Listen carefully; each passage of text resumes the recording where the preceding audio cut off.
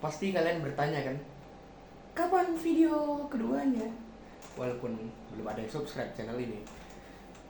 Jadi ini adalah video kedua lanjutan dari kemarin, kinematika dasar, dan ini masih berhubungan dengan kinematika dasar. Ayo ke papan tulis. Nah, jadi menjawab pertanyaan kita sebelumnya, kenapa A sama dengan ms kuadrat? Karena kita lihat dulu, V sama dengan ms. Kenapa m per s? Karena rumusnya adalah V sama dengan S per T, jarak dibagi waktu. Jarak itu meter, waktu itu sekon. Sekon itu detik ya. Ya udah, lalu kita lihat aja rumus ini. Rumus percepatan apa? Rumus percepatan adalah V per T. Jadi dia bisa pakai delta V, dia bisa pakai V ya. V per T sama dengan ini M per S per S. Kita ubah dia menjadi bentuk eksponen ya. M kali S minus 1 dikali S minus 1. Loh, kenapa dia tiba-tiba jadi kali minus 1 kali minus 1? Ya karena dia dari pembagian nih, M dibagi S. Tapi kita nggak mau dibagi. Jadi kita kali, kita naikin aja S pangkat minus 1. Karena dia nanti akhirnya sama hasilnya. Jadi hasil adalah M kali S pangkat minus 2 minus kuadrat. Lalu berarti A sama dengan M per S kuadrat. Ini topik pertama kita hari ini. Lalu topik kedua apa? Topik kedua adalah tentang rumus kecepatan akhir.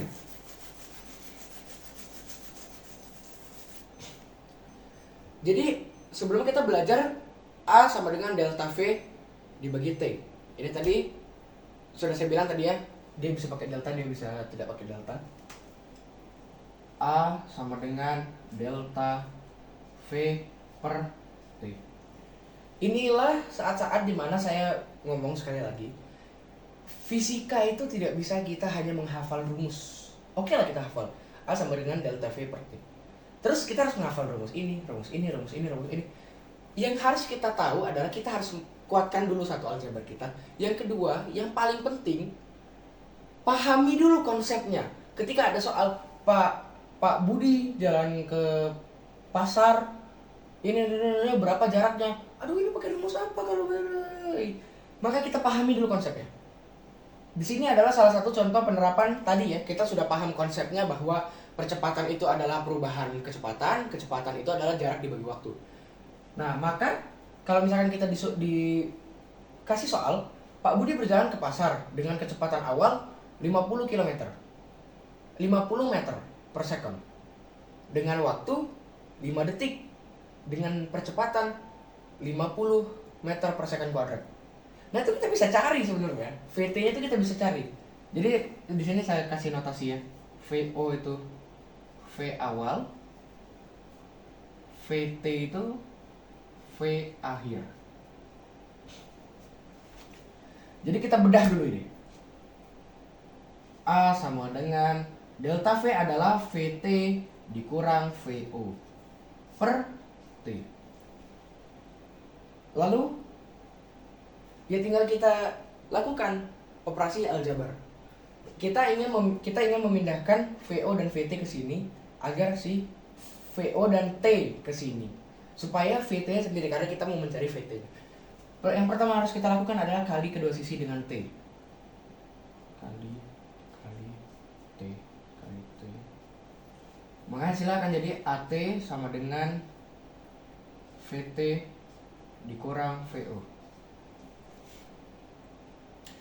Lalu hal yang harus kita lakukan selanjutnya adalah kita tambah dua sisi dengan VO. Maka di sini kita tulis VO ditambah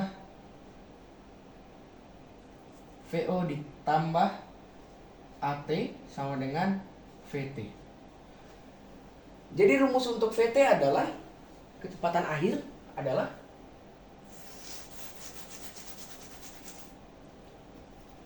VT sama dengan VO ditambah AT. Nah, dari rumus ini kita bisa cari kecepatan, kita bisa cari kecepatan awal, kecepatan akhir, kita bisa cari percepatan di dalam persamaan ini, dan kita bisa cari waktunya, kita bisa cari jaraknya. Kalau misalkan kita pecahin ya, VO ini bisa kita pecah. Misalkan VO lalu kita tulis jangan VO kita tulis ya, S per T. Nah, kayak gini kita sudah bisa mencari banyak hal, lebih banyak hal lagi. Dan di sini kita bisa mencari jarak akhirnya, SO. Ini adalah contoh-contoh rumus yang diperlukan sekali ya dalam kinematika dasar. Jadi yang harus kita ingat cuman 3 persamaan. Yang pertama adalah persamaan V sama dengan S per T. Yang kedua adalah A sama dengan delta V per T. Yang ketiga, ini topik kita yang terakhir. Yang ketiga adalah rumus kecepatan rata-rata. Kalau kita ngomongin kecepatan rata-rata, kecepatan tadi ya kita sudah dapat V sama dengan S per T. Lalu rata-rata. Apa yang bisa dikatakan dengan rata-rata? Apa rumusnya? Jadi dalam dunia data, rata-rata sama dengan rata-rata itu apa ya? Mean sama dengan sigma n. Sigma. Iya, saya masih childish. Sigma n dibagi n. Jadi total jumlah data dibagi total data. Misalkan kita punya 10 anak beruang dengan masing-masing berat 2 kilo, 3 kilo ya. Kayak gitu lah ya. Ya udah, terus tinggal kita jumlahin terus dibagi 10. Lalu kita terapkan ke kecepatan rata-rata. Kita substitusikan. Kecepatan rata-rata, jadi kecepatan rata-rata itu adalah V kecil. Kecepatan itu V kecil. Percepatan itu A kecil. Karena di fisika itu sangat mudah untuk merubah suatu simbol dan itu akhirnya bakal jadi hal lain. Kecepatan rata-rata adalah V kecil. Di atasnya kita kasih garis.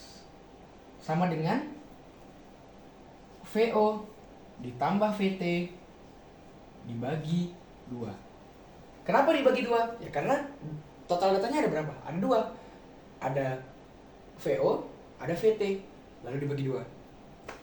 Ya sudah, kita langsung masuk ke contoh soal aja. Kita pakai kata-kata aja karena tulisan saya maaf banget. Jelek boy.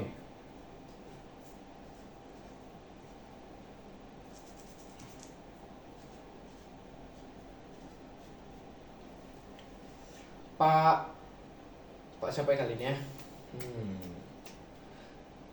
Oke, karena saya dulu punya karakter, punya cerita pendek, kita pakai karakter itu aja. Pak The Box, ini namanya The Box. Pak The Box menempuh perjalanan dengan kecepatan awal 15 meter per sekon. Kita ubah 15 meter per sekon.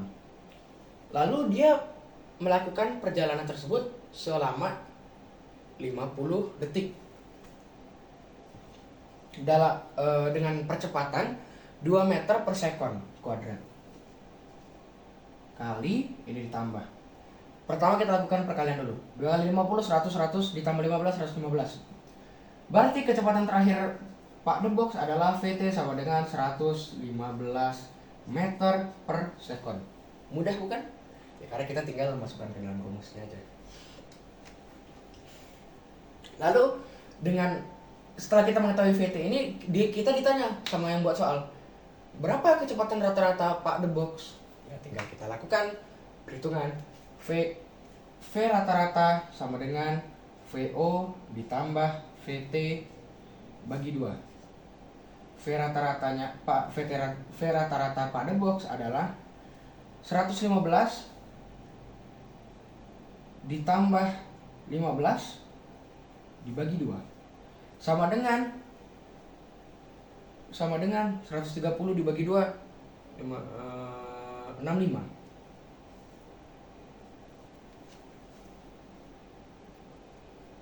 Bentar, betul gak ya? Ya betul, 65 meter per sekon. Ini jawabannya. Jadi kita dapat satu soal, lalu kita bisa mendapatkan sebanyak ini jawaban 1, jawaban 2. Dan jangan kalian pikir cuman ini rumusnya, karena banyak.